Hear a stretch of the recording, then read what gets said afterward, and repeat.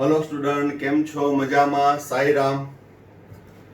હવે લાસ્ટ વિડિયોમાં આપણે chapter number 10 ની હેલો એરિન સંયોજનની કેન્દ્ર અનુરાગી વિસ્થાપન પ્રક્રિયાનો અભ્યાસ કર્યો। હવે હેલો એરિનના નેક્સ્ટ રાસાયણિક ગુણધર્મમાં હેલો એરિન સંયોજનની ઇલેક્ટ્રોન અનુરાગી વિસ્થાપન પ્રક્રિયા સમજાવો। તો આ મુદ્દામાંથી કારણ નીકળે છે કે હેલો એરિન સંયોજનની ઇલેક્ટ્રોન અનુરાગી વિસ્થાપન પ્રક્રિયા બેન્ઝીન કરતા મુશ્કેલ છે। શા માટે? અને બીજો પ્રશ્ન પૂછાય, હેલો એરિનની ઇલેક્ટ્રોન અનુરાગી વિસ્થાપન પ્રક્રિયા। તો ઇલેક્ટ્રોન અનુરાગી વિસ્થાપન પ્રક્રિયા કઈ? તો કે chlorination, bromination, nitration, sulphonation, Friedel Crafts, alkylation, acylation વગેરે, જે આપણે 11મા ધોરણના 13મા ચેપ્ટરમાં ભણી ગયા। તો ક્લોરોબેન્ઝીન અથવા હેલો એરિન સંયોજનો છે એ બેન્ઝીનની જેમ ઇલેક્ટ્રોન અનુરાગી વિસ્થાપન પ્રક્રિયા આપે છે, પણ બેન્ઝીન કરતા થોડી મુશ્કેલ આપે છે। તો એ બધા પોઈન્ટ્સ આપણે આ મુદ્દામાં જોશું। તો પહેલો મુદ્દો કે હેલો એરિન સંયોજનની ઇલેક્ટ્રોન અનુરાગી વિસ્થાપન પ્રક્રિયા, તો કે કોઈ પણ હેલો સંયોજન હોય, ક્લોરોબેન્ઝીન હોય, બ્રોમોબેન્ઝીન હોય કે આયોડોબેન્ઝીન હોય, એ બેન્ઝીનની જેમ ઇલેક્ટ્રોન અનુરાગી વિસ્થાપન પ્રક્રિયા આપે છે, પરંતુ અહીંયા હેલો એરિન એક વિસ્થાપિત બેન્ઝીન છે। હવે એક વિસ્થાપિત બેન્ઝીનમાં જોડાયેલો હેલોજન એ કયો નિર્દેશક છે? ઓર્થો પેરા કે મેટા? તો કે એના સંસ્પંદન બંધારણમાં જોશું 1 2 3 4 5 6 અહીં હેલોજન ઇલેક્ટ્રોન દાતાઈ છે, એટલે અબનકારક ઇલેક્ટ્રોન યુગ્મ પહેલા કાર્બન અને હેલોજન વચ્ચે। તો પહેલા બીજાનું ઇલેક્ટ્રોન યુગ્મ બીજા ઉપર, જેમ બોલું એમ લખું છું। અહીંયા ડબલ બોન્ડ X, આ પ્લસ, અહીંયા માઈનસ, અહીંયા as it is। હવે 1 2 3 4 5 6 નેક્સ્ટ સંસ્પંદન બંધારણમાં બીજા ત્રીજાનું ઇલેક્ટ્રોન યુગ્મ બીજા ઉપરનું અબનકારક ઇલેક્ટ્રોન યુગ્મ બીજા અને ત્રીજા વચ્ચે આવી જાય, ત્રીજા ચોથાનું ઇલેક્ટ્રોન યુગ્મ ચોથા ઉપર।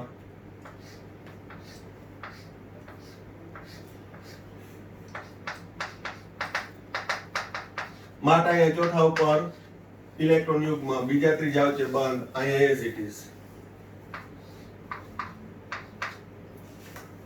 ચોથાનું ઇલેક્ટ્રોન યુગ્મ ચોથા અને પાંચમા વચ્ચે, પાંચમા છઠ્ઠાનું ઇલેક્ટ્રોન યુગ્મ છઠ્ઠા વચ્ચે,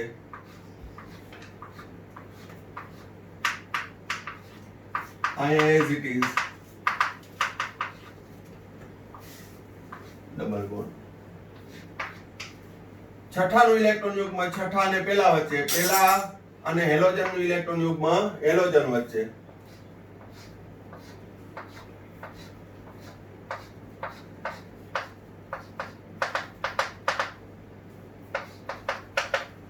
single bond, double bond, single bond, double bond, આ તે સંસ્પંદન। પણ સંસ્પંદન બંધારણમાં તમે જોશો તો આ એનું ઓર્થો સ્થાન થયું કહેવાય, આ એનું ઓર્થો સ્થાન, પેરા સ્થાન અને આ ઓર્થો ડેશ સ્થાન કહીએ।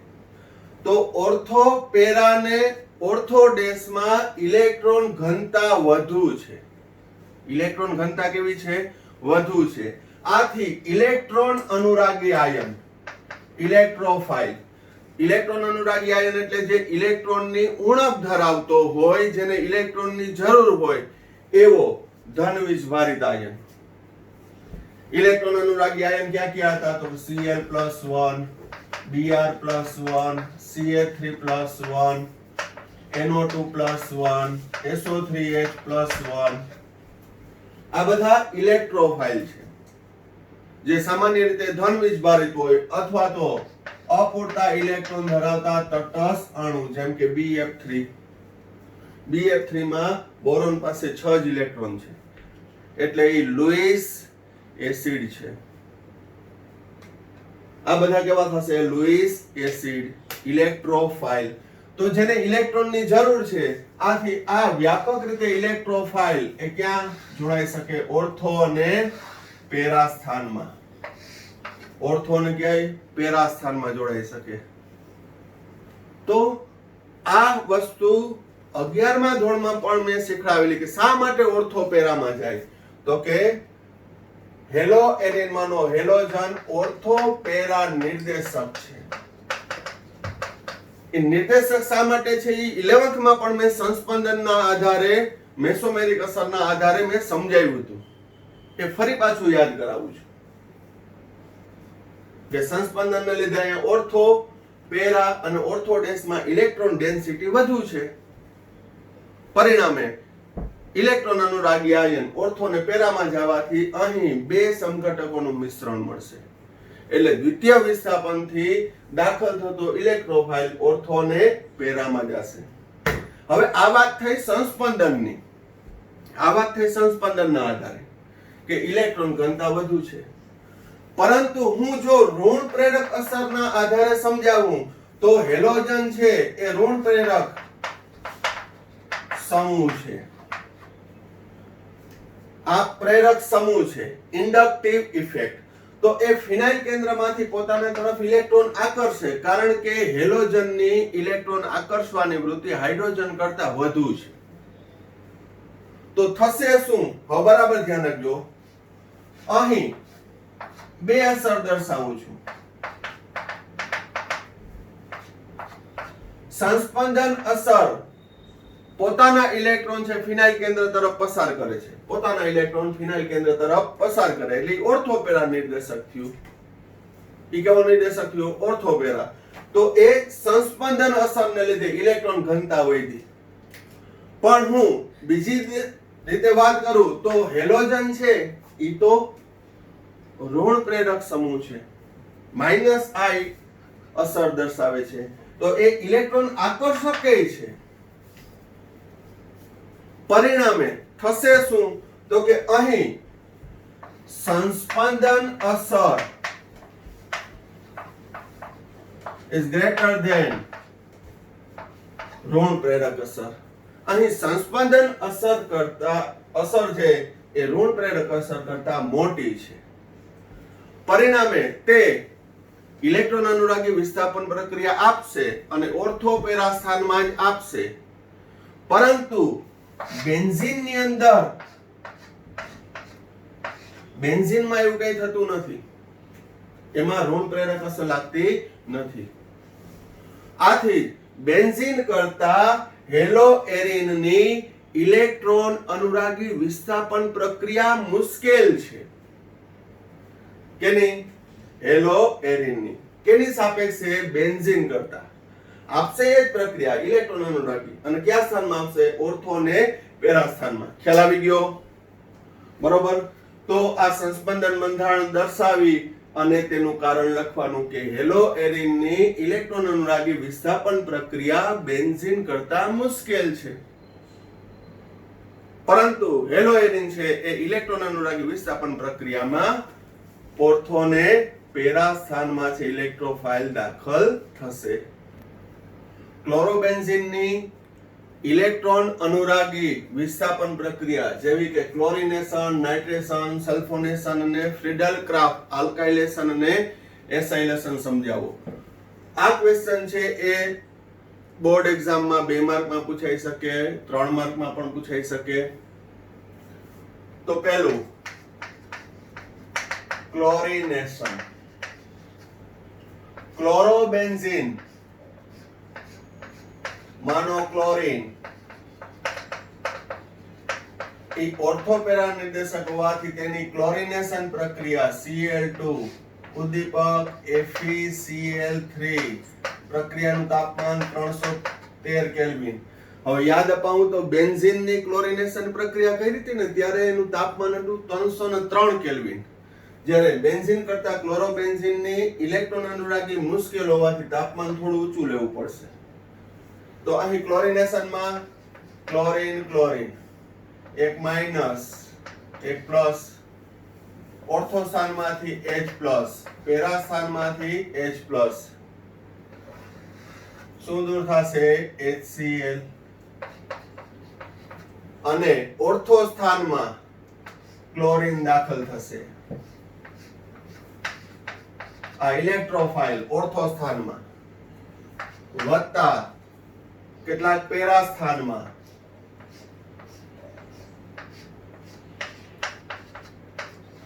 નામ 1,2-ડાયક્લોરોબેન્ઝીન, ઓર્થો ડાયક્લોરોબેન્ઝીન અલ્પ પ્રમાણમાં 1,4-ડાયક્લોરોબેન્ઝીન મુખ્ય નિપજ. અહીં મેં સમજાવ્યું અહીં 1 જ મોલ લીધો તો ધારો કે આ 10% મળે, આ 90%. એટલે 0.1 મોલ ઓર્થોમાં જાય, 0.9 મોલ છે એ પેરામાં જાય. બરોબર? તો Cl2 અહીંયા 2 લખવાની જરૂર છે નહીં. ઓકે. નામ પ્રક્રિયકનું નિપજનું ખાસ લખવાનું. બીજું નાઇટ્રેશન. ક્લોરોબેન્ઝીનની નાઇટ્રેશન પ્રક્રિયામાં અહીંયા ક્લોરિનેશન, પ્રક્રિયાનું નામ નાઇટ્રેશન, પ્રક્રિયક સાંદ્ર HNO3, ઉદ્દીપક સાંદ્ર H2SO4, પ્રક્રિયાનું તાપમાન ના હોય તો ડેલ્ટા. HNO3 માં યાદ અપાઈ દઉં, HNO3 માં ઇલેક્ટ્રોફાઇલ કયો છે? HNO3 નામ લખું તો OH- NO2+, ઓર્થો સ્થાનમાંથી H+, ઓર્થો સ્થાનમાંથી H+, પેરા સ્થાનમાંથી H+, OH-, H+, H2O અને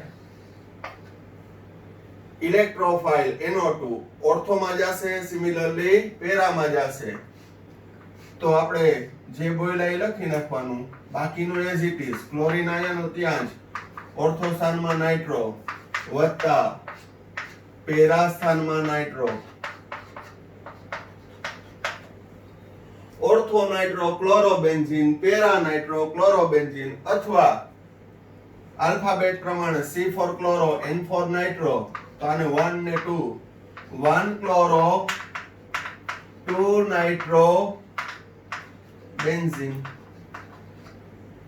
અહીં 1 2 3 4, 1 ક્લોરો 4 નાઇટ્રો બેન્ઝીન. ઓર્થો અલ્પ પ્રમાણમાં મળશે, પેરા મુખ્ય નિપજ મળશે. આમાં એવું જ હતું, આમાં એવું હતું. એનું કારણ શું?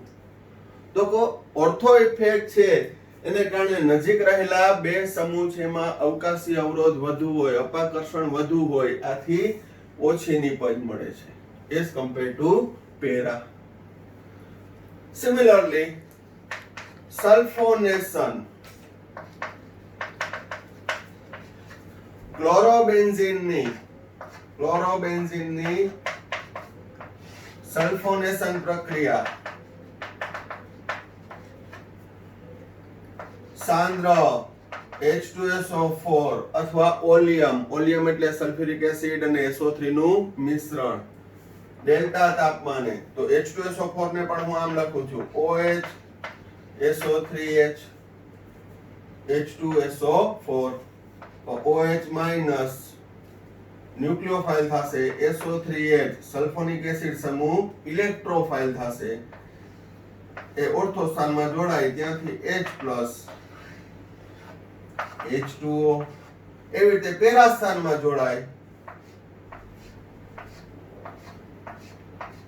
બાકીનું as it is chlorine, para સ્થાનમાં SO3H ઓર્થો સ્થાનમાં અને પેરા સ્થાનમાં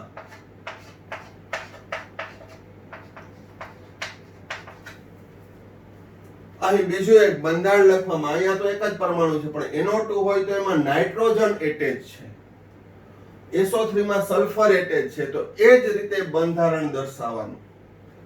હવે આનું નામ શું થશે? હવે જો બેન્ઝીન સલ્ફોનિક એસિડ પ્રત્યય છે તો પૂર્વક આ રીતે લખવાનું 1 ને 2 2 chloro benzene sulphonic acid 1 2 3 4 4 chloro benzene sulphonic acid. તો અહીંયા તો 1 ક્લોરો કીધું તો આલ્ફાબેટ પ્રમાણે કીધું હતું, પણ બીજા નંબરમાં કહું તો નાઇટ્રો અને ક્લોરીનમાં ક્લોરીનની ક્રિયાશીલતા વધુ છે, તો જેની ક્રિયાશીલતા વધુ એનો ક્રમ ઓછો આવવો જોઈએ. એટલે 1 chloro 2 nitro benzene 1 chloro 4 nitro benzene, પણ SO3H સમૂહની ક્રિયાશીલતા ક્લોરીન કરતા વધુ એટલે 1 ને 2 2 chloro benzene sulphonic acid 4 chloro benzene sulphonic acid. આ પ્રક્રિયા સમીકરણ ધારો કે આ 3 પૂછાણા 3 માર્કમાં, તો સંપૂર્ણ સવિસ્તાર દરેક વસ્તુ લખો ત્યારે તમને 3 માર્ક મળે. હવે તમે લખી આવ્યા હોય આમાં છે જ નહીં, આ જે પ્રક્રિયા મેં કરાવી નહીં ઓલરેડી મેં 11th માં કરાવી દીધી છે. આ 12th માં આવેલી પ્રક્રિયા છે, 11th માં તમે જોજો તમારા મટીરીયલમાં એ કરાવી દીધી છે, પણ છતાંય અત્યારે આ પોઈન્ટમાં આવ્યું છે તો એ રિવાઇઝ કરું છું કે આ રીતે લખો તો તમને માર્ક આવે. કારણ કે મેથ્સ વાળાને ખાસ કરીને જે બોર્ડના માર્ક અગત્યના હોય છે, કારણ કે એના આધારે એનું મેરિટ બનતું હોય છે, બોર્ડ અને ગુસ્સેટના આધારે અથવા તો JEE દ્વારા, પણ આના દ્વારા પણ જે મળે છે. તો એના માટે આપણે એમ કીધું હોય કે વ્યવસ્થિત બધું લખ્યું હતું મેં, એક ક્વેશ્ચન ખોટો નતો ખોટો, પણ આની અંદર ક્યાંક નામ મિસિંગ કર્યું હોય, બંધારણ પ્રોપર અહીંયા મેં તમને કીધું કે આવી રીતે આમ જોડી આવો તમે તો ખોટું પડે. આ બંધારણ ખોટું છે, બરોબર. આપણે હોય તો ભાઈ આમાં શું વાંધો કે નાઇટ્રો થી NO2 ઘણીવાર NO3 લખી આવીએ. આવી નાની નાની ભૂલો કરતા હોય છે જે આપણે ખબર ના હોય, ઇમારતથી નહીં થઈ જાય. તો એ ધ્યાન રાખવાનું, કારણ કે 3 કલાકનો સવાલ છે. 3 કલાકમાં તમે બધું આડાવડું લખી આવો તો લખ્યું હોય સાચે સાચું, પણ કઈક મિસિંગ રહી ગયું હોય કે જેને લીધે 3 માર્કના બદલે તમને 2 જ માર્ક મળે, બરોબર. તો આનો પણ ખ્યાલ રાખવાનો કે સમજ્યા પછી કઈ રીતે લખવું, રિપ્રેઝન્ટ કરવું, એની પણ તકેદારી રાખવાની. ઓકે. હવે ક્લોરોબેન્ઝીનની ફ્રીડલ-ક્રાફ્ટ આલ્કાઇલેશન અને એસાઇલેશન પ્રક્રિયા. તો ફ્રીડલ-ક્રાફ્ટ આલ્કાઇલેશન પ્રક્રિયામાં વપરાતો પ્રક્રિયક મિથાઇલ ક્લોરાઇડ, પછી વપરાતો ઉદ્દીપક નિર્જળ AlCl3, પ્રક્રિયાનું તાપમાન ડેલ્ટા. 353 લખતા હતા એ બેન્ઝીનની ફ્રીડલ-ક્રાફ્ટ હતી, બધામાં 353 ના હોય, અહીં 353 કરતા વધુ હશે એટલે ડેલ્ટા તાપમાન.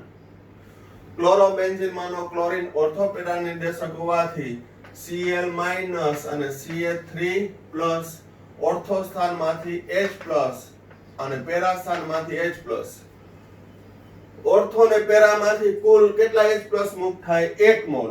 કેટલા મોલ? 1 મોલ. એટલે અહીંયા ઓર્થોમાંથી H+, અહીંથી Cl HCl.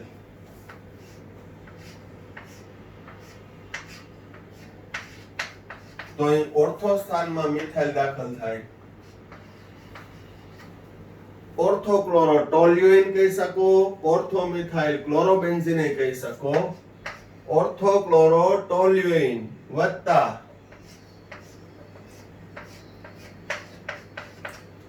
પેરા સ્થાનમાં દાખલ થાય તો પેરાક્લોરો ટોલ્યુઇન. પરંતુ ઓર્થોની પદ છે એ અલ્પ મળશે, આ પેરાની પદ મુખ્ય મળશે. હવે IUPAC નામ શું? તો કે 1 chloro 2 methyl, 1 chloro 2 methyl benzene, 1 2 3 4 1 chloro 4 methyl benzene. સામાન્ય નામ તમે ઓર્થોક્લોરોટોલ્યુઈ નહીં કહી શકો, પેરાક્લોરોટોલ્યુઈ નહીં કહી શકો. બરાબર, ઓર્થોની પદ કેવી મળશે? ઓછી. ત્યારબાદ બીજા નંબરમાં અહીં હું ખાલી સમજૂતી માટે કહું છું કે આ ઇલેક્ટ્રોફાઇલ છે એ ઓર્થોમાં જાય છે, પેરામાં જાય છે. બરોબર, પરંતુ તમે જ્યારે લખો ત્યારે આ રીતના છે ડાયરેક્શન નહીં આપવાનું. Friedel Crafts acylation. Friedel Crafts acylation માં ક્લોરોબેન્ઝીનની પ્રક્રિયા, પહેલા તો ફ્રીડલ ક્રાફ્ટ એસાઇલેશન પ્રક્રિયા acetyl chloride CA3COCl acetyl chloride નિર્જળ AlCl3 ફ્રીડલ ક્રાફ્ટ છે એટલે ડેલ્ટા તાપમાન. તો એમાં એસિટાઇલ સમૂહ ઇલેક્ટ્રોફાઇલ બનશે Cl ન્યુક્લિયોફાઇલ. એસિટાઇલ સમૂહ ઓર્થો અને પેરા સ્થાનમાં દાખલ થાય ત્યાંથી હાઇડ્રોજન અને અહીંથી ક્લોરીન HCl સ્વરૂપે દૂર થાય. એક ને એક મેકેનિઝમ.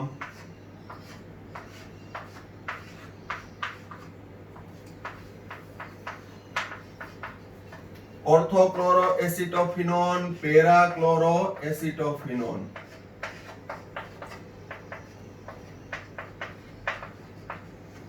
સામાન્ય નામ ઓર્થોક્લોરો એસિટોફિનોન, બેન્ઝીન ઉપર COCl3 એટલે એસિટોફિનોન, પેરાક્લોરો એસિટોફિનોન. IUPAC નામ એસિટોનની ક્રિયાશીલતા ક્લોરીન કરતા વધુ 2 ક્લોરો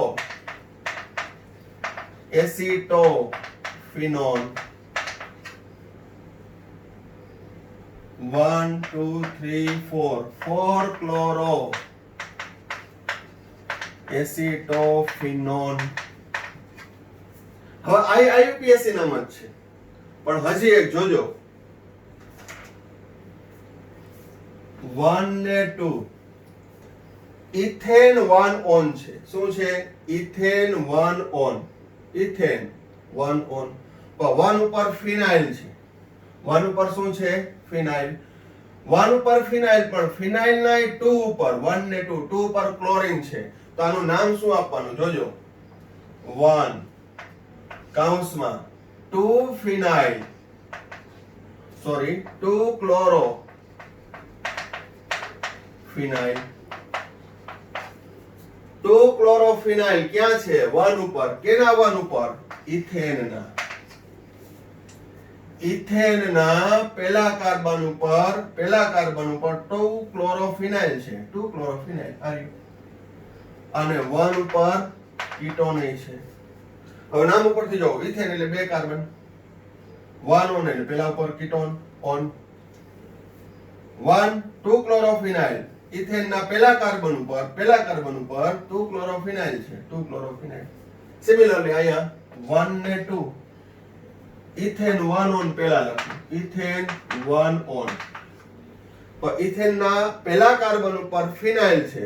ફિનાઇલ ના ચોથા કાર્બન ઉપર ક્લોરીન છે. તો આમ લખાય 1 કૌંસમાં 4 ક્લોરો ફિનાઇલ કૌંસ પૂરો.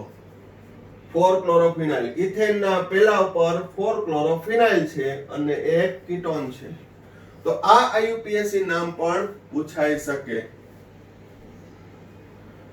MCQ ની અંદર બે ના આપે કારણ કે બે IUPAC છે. કેમ પૂછે? ઓર્થોક્લોરો એસિટોફિનોન નું IUPAC નામ શું? તો આ ઓપ્શન આપી શકે, આ ઓપ્શન આપી શકે, બે ના આપી શકે. અને બે આપે તો મારે ઓપ્શન બનાવવો પડે A અને B બંને. બરાબર? તો આ ક્લોરોબેન્ઝીનની ઇલેક્ટ્રોન અનુરાગી વિસ્થાપન પ્રક્રિયા થઈ. એને રિલેટેડ કોયડો પણ આપ્યો છે કે ક્લોરોબેન્ઝીનની ઇલેક્ટ્રોન અનુરાગી વિસ્થાપન પ્રક્રિયા શા માટે મુશ્કેલ છે કેના કરતા? બેન્ઝીન કરતા. જે મેં આગળના ટોપિકમાં ભણાવી દીધું, તો એ તમે કોયડો રિફર કરી લેજો. બરોબર? ઓકે. હવે હેલોએરિનની કેન્દ્ર અનુરાગી વિસ્થાપન પ્રક્રિયા ભણ્યા, ઇલેક્ટ્રોન અનુરાગી વિસ્થાપન પ્રક્રિયા ભણ્યા. આ ઉપરાંત હેલોએરિન સંયોજનો ધાતુ સાથે પણ પ્રક્રિયા આપે છે. તો ધાતુ સાથેની પ્રક્રિયામાં વુડ્સ-ફિટિક પ્રક્રિયા, વુડ્સ-ફિટિક પ્રક્રિયા. હવે વુડ્સમાં તો આપણે આલ્કાઇલ હેલાઇડ લીધો તો, ફિટિંગની અંદર હેલોએરિન લેશું. તો હેલોએરિન ની 2 મોલ સોડિયમ સાથે આલ્કાઇલ હેલાઇડ, શું 1 મોલ હેલોએરિન અને 1 મોલ આલ્કાઇલ હેલાઇડની સોડિયમ ધાતુ સાથે માધ્યમ કયું રાખવાનું, શુષ્ક ઈથર માધ્યમમાં પ્રક્રિયા કરવામાં આવે. NaX 2 મોલ NaX દૂર થાય, આલ્કાઇલ સમૂહ બેન્ઝીન સાથે જોડાય, આલ્કાઇલ બેન્ઝીન બને છે. શું બને છે? Alkyl benzene. દાખલા તરીકે ક્લોરોબેન્ઝીન લઉં, હજી એકવાર આ રીતે દર્શાવીશ. અને ક્લોરોમિથાઇલ, શુષ્ક ઈથર, વુડ્સ નો હેલો આલ્કેન, ફિટિંગ નો હેલોએરિન, આ બંને વચ્ચે પ્રક્રિયા થઈ 2 મોલ NaCl, મિથાઇલ છે એ બેન્ઝીન સાથે જોડી દેવાનો. બેન્ઝીન સાથે મિથાઇલ જોડાય તો મિથાઇલ બેન્ઝીન અથવા ટોલ્યુઇન. બીજું ઉદાહરણ લઉં, ક્લોરોબેન્ઝીન વત્તા ઇથાઇલ ક્લોરાઇડ વત્તા 2 મોલ સોડિયમ, શુષ્ક ઈથર. તો અહીં 2 chlorine 2 sodium, remove is A 2 mall NaCl, ethyl જોડાઈ જાય તો નિપજ બનશે ઇથાઇલ બેન્ઝીન. નિપજ કઈ? Ethyl benzene. બહુ સિમ્પલ પ્રક્રિયાઓ છે. જ્યારે માત્ર ફિટિક પ્રક્રિયામાં ફિટિક કે તો 2 મોલ હેલોજન લેવાના, હેલોએરિન. શું? 2 મોલ હેલોએરિન ની સોડિયમ સાથે શુષ્ક ઈથર માધ્યમમાં પ્રક્રિયા કરતા.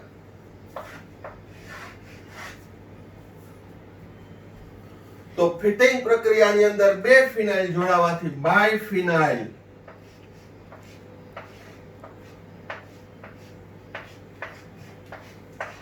વત્તા NaX, શું? બાયફિનાઇલ અથવા ડાયફિનાઇલ નિપજ બને છે. ટૂંકમાં કહીએ તો વુડ્સ કે ફિટિક પ્રક્રિયા દ્વારા, વુડ્સ દ્વારા એલિફેટિક આલ્કેન હાઇડ્રોકાર્બન બને છે, જ્યારે વુડ્સ ફિટિંગ દ્વારા એરોમેટિક હાઇડ્રોકાર્બન બને છે. બરોબર. ફિટિંગ અને વુડ્સ ફિટિંગમાં ડિફરન્સ શું એ પણ ધ્યાન રાખજો. વુડ્સ ફિટિંગમાં હેલો આલ્કેન હેલોએરિન ની પ્રક્રિયા, હેલો આલ્કેન હેલોએરિન ની, જ્યારે માત્ર ફિટિંગમાં ફક્ત હેલોએરિન ના 2 મોલ ની પ્રક્રિયા. બરોબર. આટલું ખાસ યાદ રાખજો. પ્રક્રિયા પૂર્ણ કરવામાં અથવા MCQ માં કે 2 માર્કમાં પ્રક્રિયા પૂછાઈ શકે. હવે એક એક્સ્ટ્રા પ્રક્રિયા પણ લઈ લઈએ. ક્લોરોબેન્ઝીન ની મેગ્નેશિયમ સાથે પ્રક્રિયા.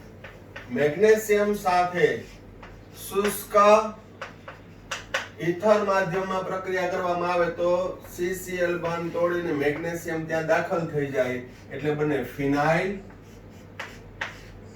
Magnesium chloride. આ મધ્યસ્થી નિપજ થઈ ગ્રિગ્નાર્ડ પ્રક્રિયક. કયો? ગ્રિગ્નાર્ડ પ્રક્રિયક, જેની HCl સાથે જળ વિભાજન કરવામાં આવે, MgCl2 દૂર થશે અને અહીંયા ફિનાઇલ સાથે હાઇડ્રોજન જોડાય, ફિનાઇલ અને C6H થાય છે, એમાં હાઇડ્રોજન જોડાય એટલે C6H6 એટલે કે બેન્ઝીન બનશે. શું બનશે?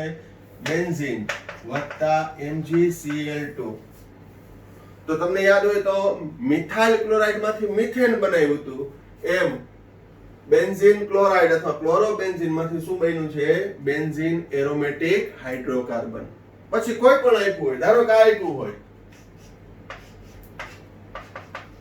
અને મેગ્નેશિયમ સાથે શુષ્ક ઇથર માધ્યમમાં,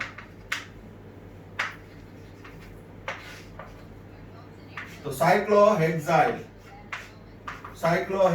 મેગ્નેશિયમ બ્રોમાઇડ, સાયક્લોહેક્સાઇલ મેગ્નેશિયમ બ્રોમાઇડ, જેની જળ વિભાજનમાં H+OH- MgOH Br વત્તા હાઇડ્રોજન ત્યાં દાખલ થઈ જાય તો સાયક્લોહેક્સેન. કોઈ પણ રિએક્શન મેકેનિઝમ તમે યાદ રાખો એટલે કાંઈ પણ વાંધો આવશે નહીં, બરોબર.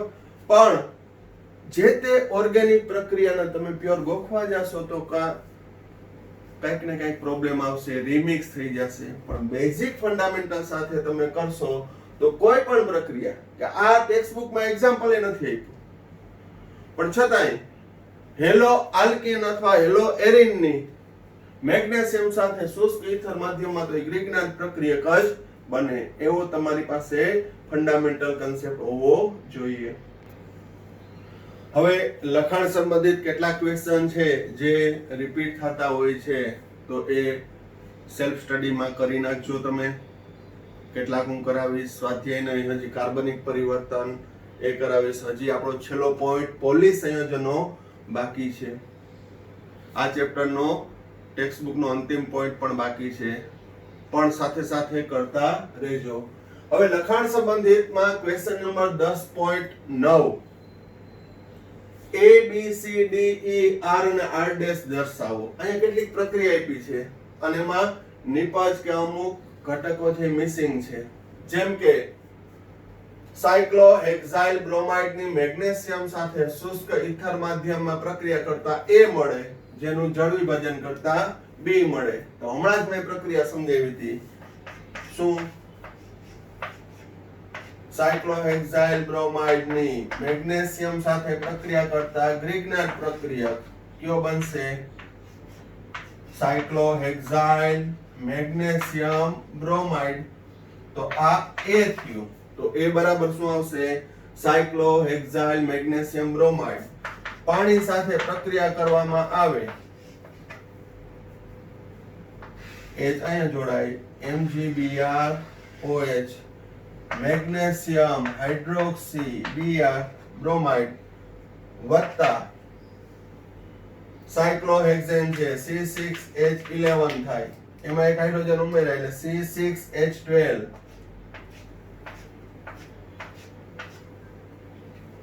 સાયક્લોબેન્ઝીન. કઈ નિપજ મળશે? સાયક્લોબેન્ઝીન. તો A છે સાયક્લોહેક્સાઇલ મેગ્નેશિયમ બ્રોમાઇડ, B છે સાયક્લોહેક્સેન, બરોબર.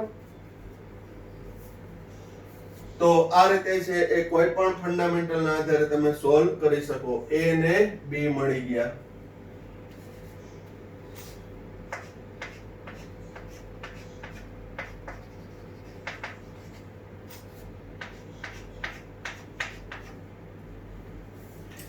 હવે બીજી પ્રક્રિયા,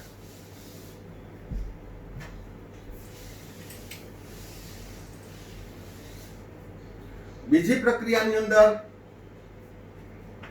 RBr Mg gives C plus gives D2O gives Ca3CH D CH3.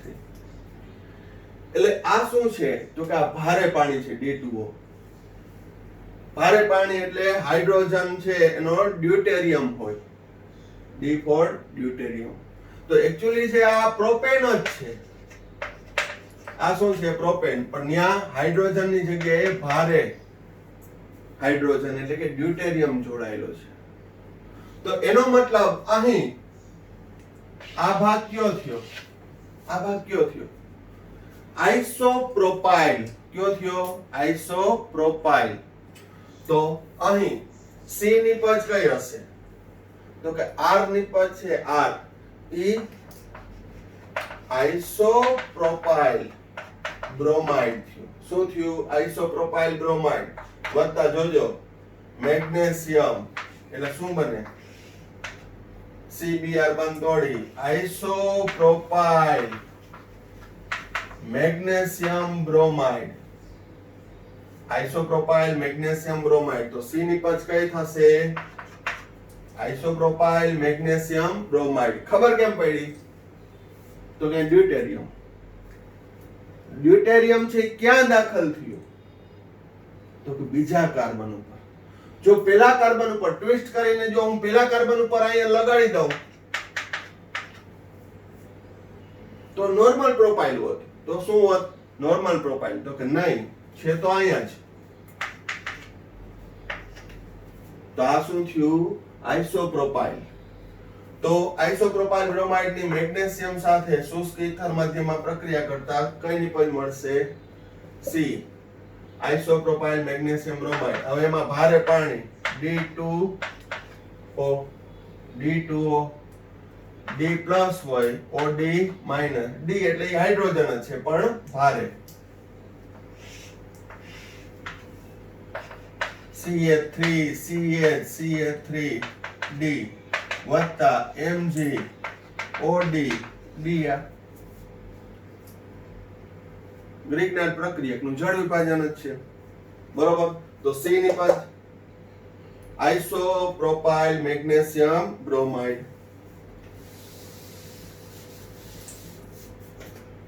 હવે છેલ્લી પ્રક્રિયા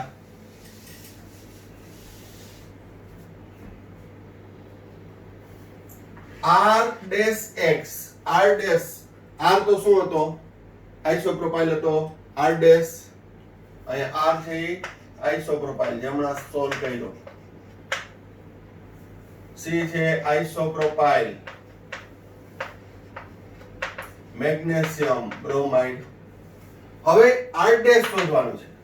જોજો R' એની સોડિયમ અને ઈથર સાથે પ્રક્રિયા કરતા 1 2 3 4 2 2 3 3 ટેટ્રામિથાઇલ 2 2 3 3 ટેટ્રામિથાઇલ બ્યુટેન મળે છે.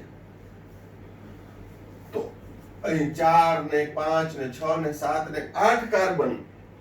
કેટલા કાર્બન છે? 8. 8 કાર્બન હોય તો બમણા કાર્બન તો એનાથી અડધા. તો R' શું હશે ખબર? CH3 CH3 CH3 અને બ્રોમાઇડ ક્લોરાઇડ ગમે એ લ્યો, અથવા અહીંયા વ્યાપક લઈ લઈએ X. તૃતીયક બ્યુટાઇલ હેલાઇડ R'(X) સોડિયમ સાથે પ્રક્રિયા કરવામાં આવે ઈથર માધ્યમમાં. આ બધી પ્રક્રિયાઓ રિપીટ જ છે. -2 મોલ NX જોડાઈ જાય. CH3 CH3 CH3 CH3 CH3. તો R' શું છે? તૃતીયક બ્યુટાઇલ હેલાઇડ. મળી ગયું. હવે તૃતીયક બ્યુટાઇલ હેલાઇડ હોય તો એની મેગ્નેશિયમ સાથે પ્રક્રિયા કરવામાં આવે. મેગ્નેશિયમ સાથે તો એક ને એક પ્રક્રિયા. તૃતીયક બ્યુટાઇલ મેગ્નેશિયમ હેલાઇડ જેની જળ વિભાજન પ્રક્રિયા કરતા આઇસોબ્યુટેન. કઈ નિપજ આવશે? આઇસોબ્યુટેન. બરોબર. તો જોજો R' શું છે? R' તો કે તૃતીયક બ્યુટાઇલ. R' બરાબર શું? તૃતીયક બ્યુટાઇલ. બીજું શું માંગ્યું છે? D. D એટલે શું છે? તૃતીયક બ્યુટાઇલ મેગ્નેશિયમ હેલાઇડ. અને E શું છે? E આઇસોબ્યુટેન અથવા 2-મિથાઇલ પ્રોપેન.